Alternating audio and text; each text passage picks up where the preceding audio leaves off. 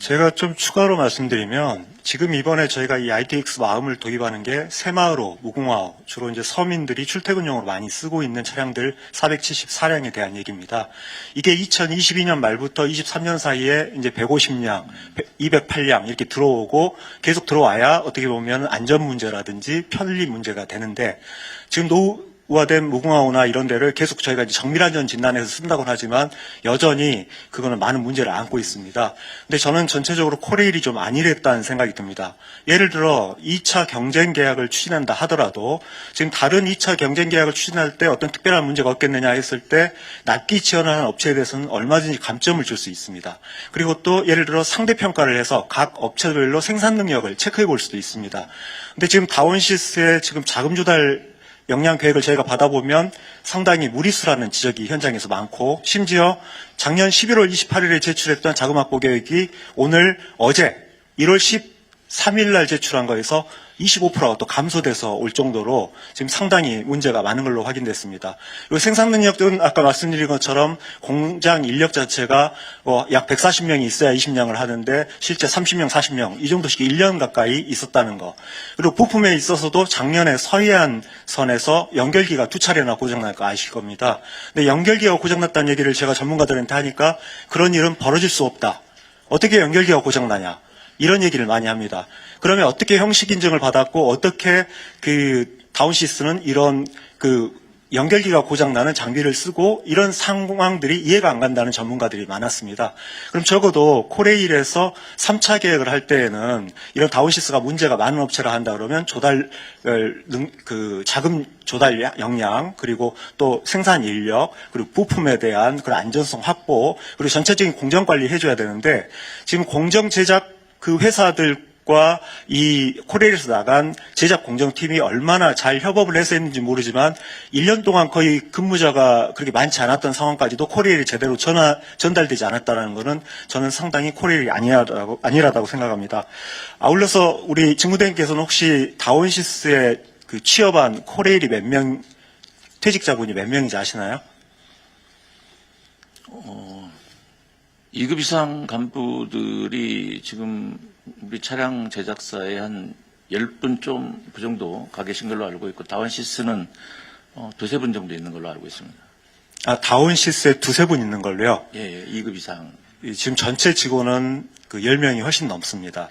그래서 저희가 그걸 충분히 말씀을 드렸는데 아직까지 2급, 3급 이하. 예, 그러니까 전체 직원이요. 네네. 그래서 지금 이제 그런 상황 하에서 이제 부당한 영향력이 있었는지 여부는 향후 수사나 감사를 통해서 밝혀질 것입니다. 하지만 저희 국민들의 눈높이에서 볼 때는 이렇게 다운시스란 기업 하나에 코레일의 이런 퇴직자분들이 너무 많이 가 있고 이런 상황에서 아까와 같은 자금 조달 계획, 생산 인력 이런 모든 부분들이 제대로 체크되지 않으면서 어떤 부분이 추진된다는 거에 대해서 의구심을 가질 수 있을 겁니다. 근데 올해 또 지금 새로 120량을 하신다 그랬는데 그럼 120량 하실 때 어떤 점을 포커스를 두고 계십니까? 이번에 120량 이 부분에 할 때는 120량뿐만 아니라 지금 인덕원 동탄선도 조금 있으면 할 거고 그런데 계약 방법이라든지 성금 관련이라든지 이런 부분들에 대해서는 제도 개선을 하고 나서 계약서의 특수 조건에다가 명기를 하도록 하겠습니다. 이번에 대통령님께서 지적하신 이유로 지금 코레일에서도 회계에 대해서 아까 회계 전문가 13명 플러스 전체 30명이 넘는 인원을 투입해서 보고 있고 그리고 공정 제작에 대해서 저도 지금 내일 이제 이번 주에 현장을 가겠지만 현장 체크하고 전반적으로 저희가 납품 계획 체크하고 그러면서 이제 신차 계약에 있어서는 이런 과거에 발생했던 문제점들이 발생하지 않도록 해야 될 것입니다. 근데 그러기 위해서는 코레일에서 이번에 이 납기가 지연되고 있는 거를 제대로 납품받기 위한 지금 TF 활동이라든가 이런 부분에 있어서 코레일이 모든 가지고 있는 전력을 다해야 될 것입니다. 지금 그렇게 하실 의지가 있으신가요? 네, 하여튼 전사 총 연량을 동원할 거고요. 인력 투입이라든지, 그 다음에 또 납품 능력이라든지, 그 다음에 D사의 자금 조달 능력이라든지, 신용평가라든지 이런 부분들은 전문기관을 동원해서 전사 역량을 총 동원해서, 지금 현재 상태에서 1, 2차분에 대한 부분, 그 다음에 3차분에 대한 가능성, 이런 부분들에 대해서 어떻게 할 건지는 아주 강하게 추진하도록 하겠습니다. 오늘 아침에 저희가 2차 TF를 예. 낳기 전 TF를 했는데 이제 정비본부장님이 오셔서 총괄을 하셨습니다. 근데 저희가 여러 가지 지적한 부분에 대해서 제대로 답변이 안 됐어요. 그래서 제가 앞으로는 기획본부장, 감사실장, 법무실장 다 참석토록 말씀드렸는데 그렇게 하실 의사가 있으신가요? 예, 잘 챙기도록 하겠습니다.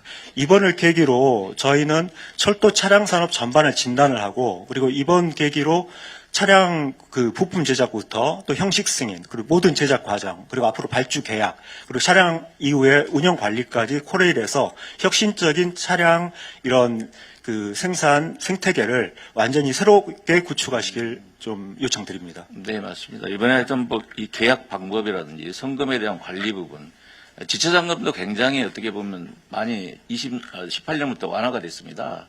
예전에는 지체상금이 한도도 없었고 하루에 0.1이었는데 지금은 0.0으로 이제 낮아지고 그러다 보니까 이런 부분들을 좀 파고든 부분도 좀 있는 것 같고 기업의 그 도덕적 해이 물론 말씀하셨던 국장님이 말씀하셨듯이 우리 코레일의 관리, 미흡 이런 부분들이 좀 복합적으로 좀 있는 것 같아서 이 부분에 대해서는 하여튼 전사 총역량을 동원해서 개선하도록 하겠습니다.